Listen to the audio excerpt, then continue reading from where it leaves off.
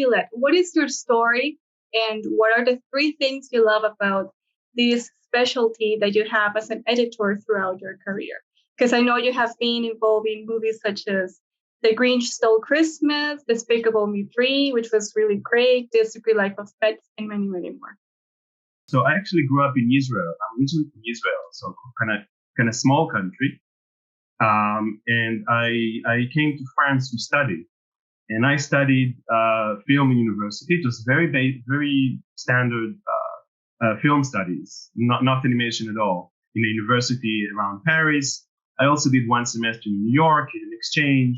So I was not at all in animation originally. I really wanted to do live action. I wanted to write it, to direct, which I'm still aspiring to do. And during my studies, I wrote and directed 2 short films. I started working as an editor on some short films, and I somehow, really by chance, I got offered a position on an animation feature film. This was about 12 years ago. It was called Number 9. It was produced by Focus Features and Tim Burton at the time.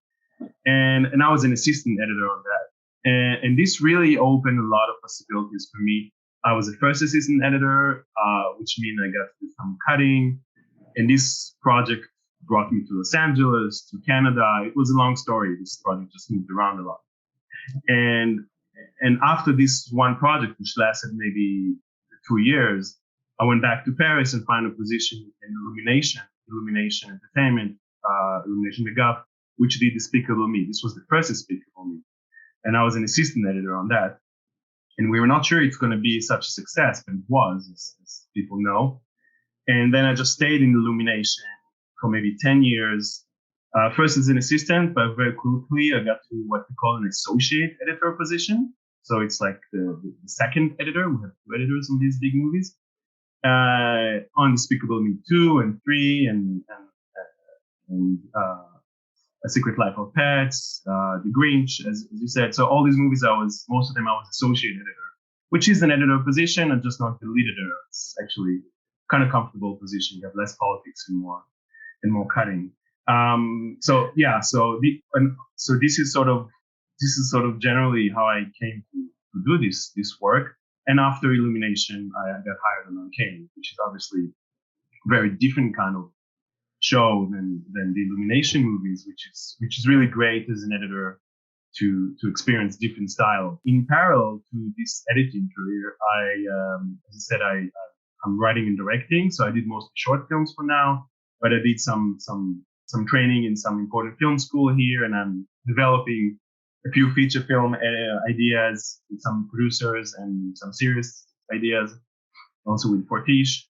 And I'm also teaching at Gobelins, which is one of the more well-known animation schools in the world, I think.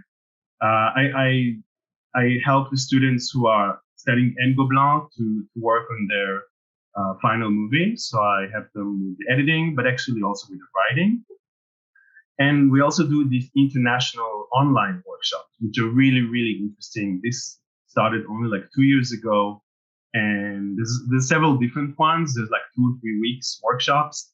The ones I intervene on mostly, it's visual storytelling. So taking an idea and in 2 weeks trying to push it forward, develop it, work on the writing, on the concept, in order to encourage the people to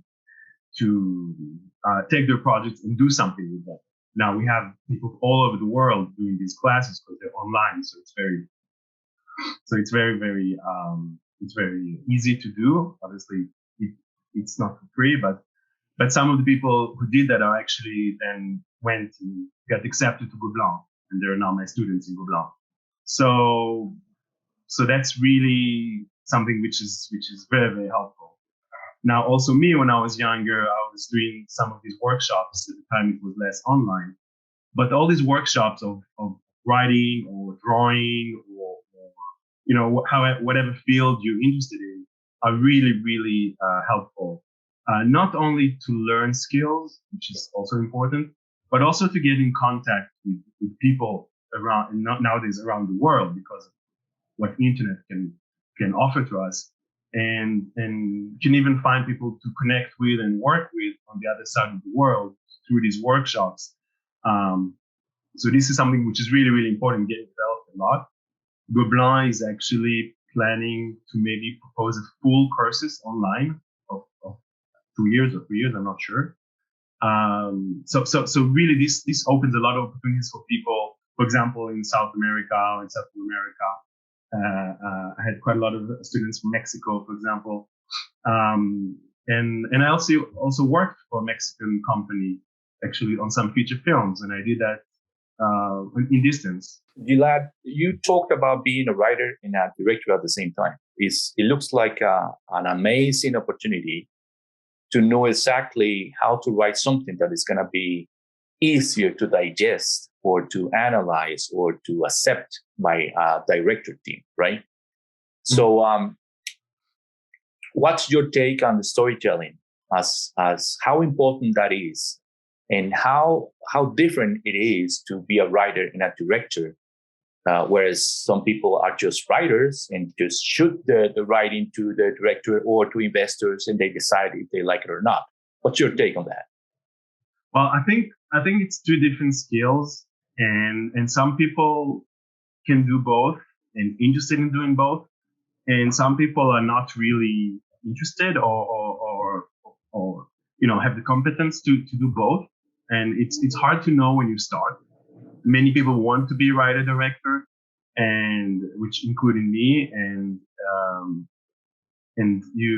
I think when you're a writer, as you said, the storytelling is the most important thing, and you have to really practice really a lot in order to get the structure of to have the feeling for structure and how each project should be structured, whether it's a feature film or a series or a short film, and whether it's following a very classical storytelling devices, like such as the big animation movies I was working on, or whether it's something a bit more artsy, I would say, or some a bit different kind of storytelling.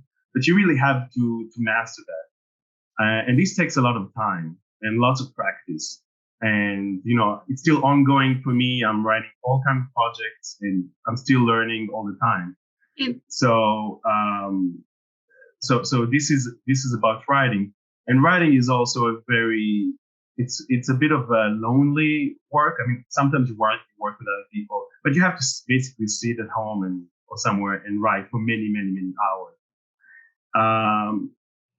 Directing is a bit of the opposite, because directing, you have to be a person. It's a bit like if you have an orchestra and you have to just work with all the musicians. As a director, you'll have many different departments to work with, whether it's live action or animation. You'll have to communicate with them, and you'll have to really be a sort of a master organizer of talent and use other people's talent. So it's a very different job than writer. Obviously, it's a very visual job, because you have to envision how each shot would look like, how they would cut together, etc. But I would say that the biggest difference is the temperament of the work. Both of them are storytelling. One is the writing, the other one is taking these words and put them on film or on video and animation, whatever. But I think it's really different kind of people that go in this direction. Some people do both, not everybody. They don't have to. It depends also on the system. In France, often we have this auteur system that it's considered that people write and direct. It's together in cinema. This is kind of the classical way of thinking about it, where in places like the United States, these professions are completely separated. And sometimes people would write and direct, but it's definitely not the majority. So about the storytelling that you say that is very important it's very important in the edition part, I think, which is because you have all this footage and you have to convert all this footage in one, and you have to do all this musicality to make it the movie or the series, right? So what type of softwares or techniques or styles do you usually use in order to edit a film or part of a series? As an editor, I usually work on Avid. the software Avid is most of the bigger projects I worked on. And Avid also has a system of servers that you can work several people on the same project. But I also used Adobe Premiere and Final. I used to use Final Cut when it was still like more pertinent. So the software is a bit less important, I would say. I mean, it's you have to know it, but the importance is just knowing what you're going to tell and how it's supposed to be told, in order to really become an editor. Because the good editors that people appreciate to work with, it's not so much about the software they know, it's about what they bring to the story. What have found to be the best way to deal or to comfort with producers and directors of big movies, that's the ones that you have said, concerning layout or editing approaches needed to increase, I don't know, dramatic or entertainment value of productions, like thinking sometimes out of the box and then you have to throw it to the director. How do you deal with all of that? The director and the producer and then you editing and all of that? Yeah, this really depends on the type of structure you're working. So, for example, the last 3 years I've been working with Fortiche on Arcane, and we work for Riot, work with Riot Games very, very closely. The showrunner is in Los Angeles, but this is a very close relationship I have with directors, and we get a lot of liberty experimenting things. Mm-hmm. I mean, we have a limited amount of time, obviously, right, but it is encouraged to come and propose parallel editing, move sequences around, change the sense of some things as long as it fits with the writer's vision. So you really can have a lot of liberty to propose things. Now, when I worked for Illumination on bigger budget, more mainstream movies, it was expected that we first follow the script and we do this sequence, each sequence as it's written, and then show it to the director, and then we show it to the producer, which is kind of the real boss, the producer of the movie, in Illumination in this case. So you have a little bit less. I mean, you can propose things, but it has to stay in this line of mainstream, accessible movies. So it's just, and you just have to adapt. I worked on both, and I like working on both. But some people don't. I was fine working on both. It was interesting to work in both structures, but it's just very, very different. So it really depends. With some directors and producers, you can suggest turning the entire narration around and do something very different than what was intended. And in some projects, you don't. Right? And there's no point in trying. It will just not work. If you work for TV, for example, often you just expect it to do a good professional work. You mentioned Arcane, and you mentioned it's quite different than most of the works you have done in the past. So talk to us about Arcane, the pipeline, and how you work on that. And also about the Fortiche company, like what is the story about that? Yes, yeah. So yeah, Arcane is a very, very exciting project, and I mean that more sincerely. It's really. When I got hired, I wasn't sure, because Fortiche, if you looked in the website before, they only did just a few music videos, some clips for Riot about League of Legends game. No, I don't play video games, and I never played League of Legends. What's interesting, first of all, it's very ambitious storytelling wise, because it's very dramatic and has a lot of characters, and it's trying to develop a lot of characters in a very dramatic way, in a way that animation often does. It's very rare that you do that, and especially in television. Pixar does it a bit, not more than a bit, does it well, but in a bit more mainstream, all family direction. And Arcane is very, very adult, or young adult. And so it was very ambitious. Also psychologically, if you've seen it, some characters with big psychological problems, and it's very interesting how storytelling, how do you treat that? Now, if you notice, Arcane is very inspired by live action. You have a lot of short shots which look a bit like you use several cameras, and some shots are like really short, and they're just like inserts, and it's more stuff that you do in live action and less in animation, where traditionally it's more like steady shots and very clear. And Arcane is going totally the other way. This is the wish of the directors, Arnaud and Pascal and Jerome, the three guys who did Fortiche. And I think this is what makes it very exceptional. Also, the technique of using 3D characters over 2D backgrounds, which has been done before, but not to that extent. Not to that extent of having very realistic, very, very designed 3D characters and special effects in 2D, which really allows us to push our budget much, much further. You can have buildings exploding, which in 3D would be extremely expensive, and it's just matte painting. So somebody just drew it. So it's actually, kind of cheap to do it relatively.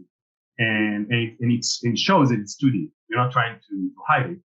So it gives a very, very interesting look, which I think is the Fortiche look, what people say. Do you see the technology going in that direction, Gilad? I see, I know in France, everybody wants to do Fortiche now.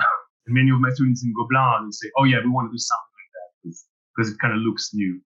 I think it's breaking the very traditional boundaries of 2D and 3D. And I would say even with animation live action, because we use a lot of live action influences, even voiceover and just the way you narrate things, like the time lapse, things that in animation were not done that much before, because it seemed like animation was for kids. It had to be simple.